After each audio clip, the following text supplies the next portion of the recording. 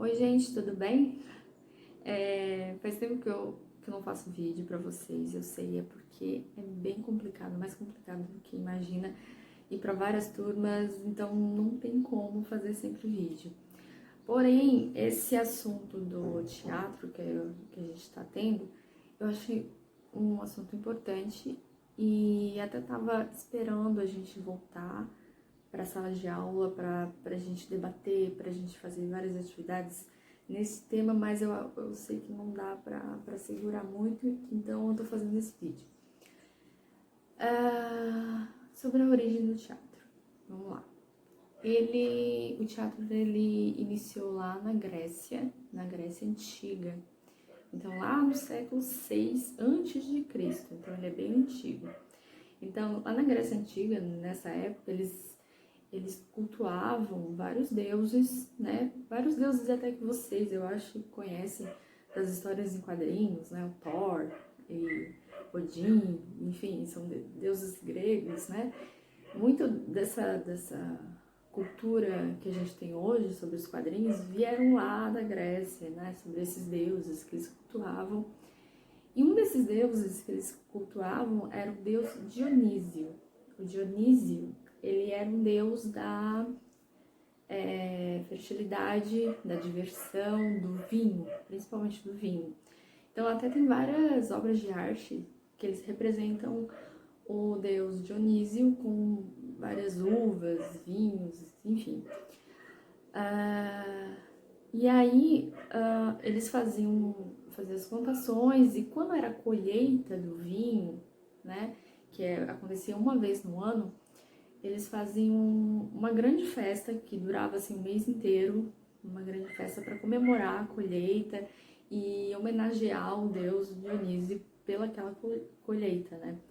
Então era uma festa bem grande e essas festas eram regadas a muito vinho. Então era muita alegria, as pessoas saíam na rua e cantavam, né? Louvavam ao deus Dionísio e tal. E aí uma dessas pessoas, que é um grande protagonista dessa história, que é o Tepes. O Tepes, ele era um grego, né? Que ele estava nessa comemoração e ele usa uma máscara. Ele coloca uma máscara na face dele, né, no rosto dele. E na Grécia, naquela época, tinha umas praças com... Eu vou botar até algumas fotos ali aí pra vocês. Mas ele subiu em cima desse tablado, no meio da cidade, com várias pessoas, era uma grande festa.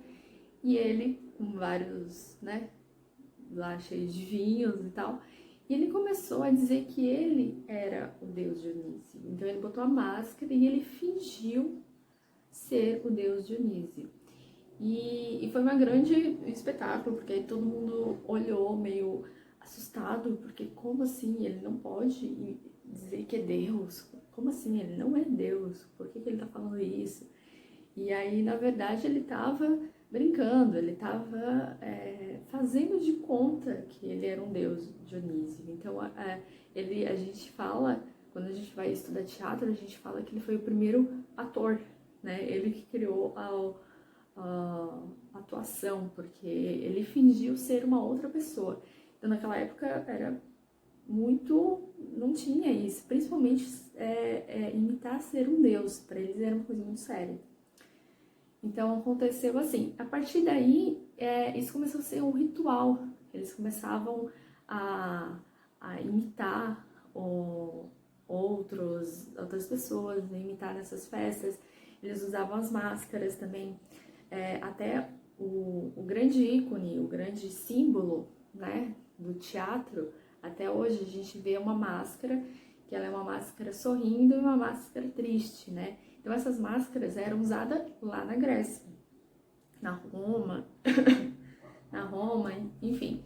Depois desse episódio do Tepes, isso começou a ser imitado por várias também civilizações, a romana, enfim.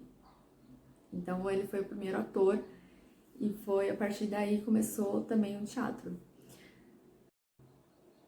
Já aqui no Brasil, o teatro, o surgimento dele veio com os portugueses. Quando eles vieram para o Brasil, os povos que já tinham aqui, os nativos, eram os índios.